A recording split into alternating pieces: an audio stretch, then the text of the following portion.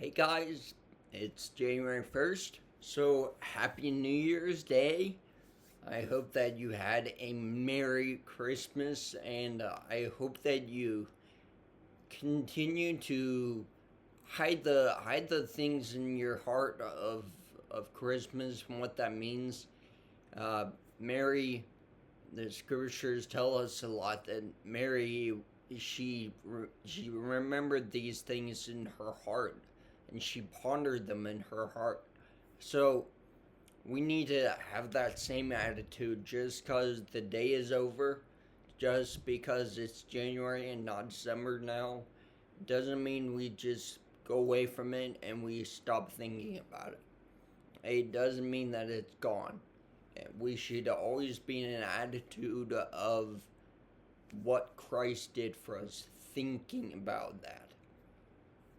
So, moving on from that, I want to talk about New Year's resolutions and having a resolve.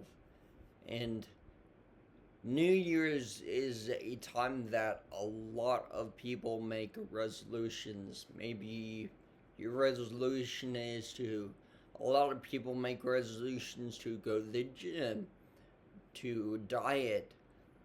I made resolutions to read the Bible through in 1 year, and unfortunately that didn't work out a lot. But I have since read the Bible through, and I continue to do so. But maybe your resolution is not any of those things. Maybe your resolution is to get outside and go for a walk every day. Maybe your resolution is to spend more time with your family in something like a board game, or going out to play something like going out bowling or playing pool, things like that. Maybe you have a desire to do those things, to be more active with members of your family. Now, New Year's resolutions, well, resolutions in general are hard to keep, and I struggle with why they're hard to keep. I'm sure a lot of people struggle with the exact same thing. Like, why why is it hard for you to keep a resolution? Well, our flesh, first of all, on a spiritual level, our flesh is always battling against us. It's always coming and desiring its own, and it moves towards sin. And the Bible tells us that the spirit is willing, but the flesh is weak. And so we may have good intentions to do something, but as my mom always says, the road to hell is paved with good intentions. So our good intentions really don't get us anywhere if we don't act on them. And that's biblical too. James talks about faith without works is dead. And can a faith that does not have good works, can that save you?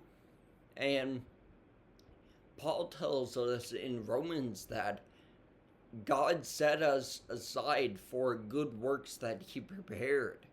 These are we need that faith. We are saved by grace through faith. It is not of our good works. We're not, so we cannot boast about that at all. But God has prepared those works. He has set them aside for us after we have come to faith in him. So that was a little bit sidetracked, but I wanna maintain the focus on the resolution. So I just talked about the flesh and how that battles against us, but it's also the issue of self-discipline. It's something that we've got to do every day. Like, I do not like to get up and work out And I don't like to do that every morning. Some people are like, yeah, I really do enjoy working out. I enjoy getting sweaty and putting in the hard work to watch myself grow over time. And that's something that's more difficult because we are a people who want instant gratification. And when we are working out, when we're dieting, when we're reading our Bible, or when we're going outside for a walk, or playing games with our family, we may not get the instant, okay, this is this is good and I can see it benefiting me. It's probably gonna take some time to really get that benefit through to you. And so we don't want to wait all that much for the next thing.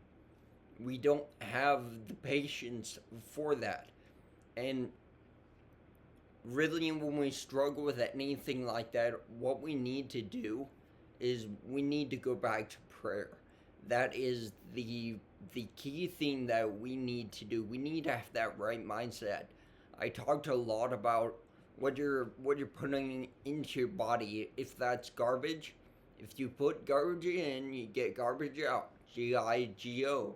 And if we're not praying about it, if we're just kind of going through the motions, if we're not putting anything good in, we're not going to get that good stuff out. So we need to be feeding ourselves with the good stuff, not just in a literal sense, but also in a spiritual and mental sense. If we're not mentally preparing ourselves, if we're not spiritually fortifying ourselves, we are going to crumble. And that is a shame because we have all the tools that we need.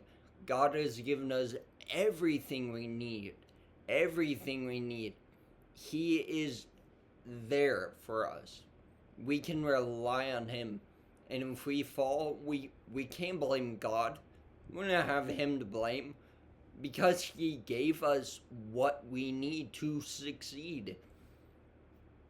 So this time, this new year, 2025, we need to, when we make a resolution, when we say I'm gonna do this, we need to be people of our word and follow through. But actually, that could be B. But before that, we need to have that foundation in God.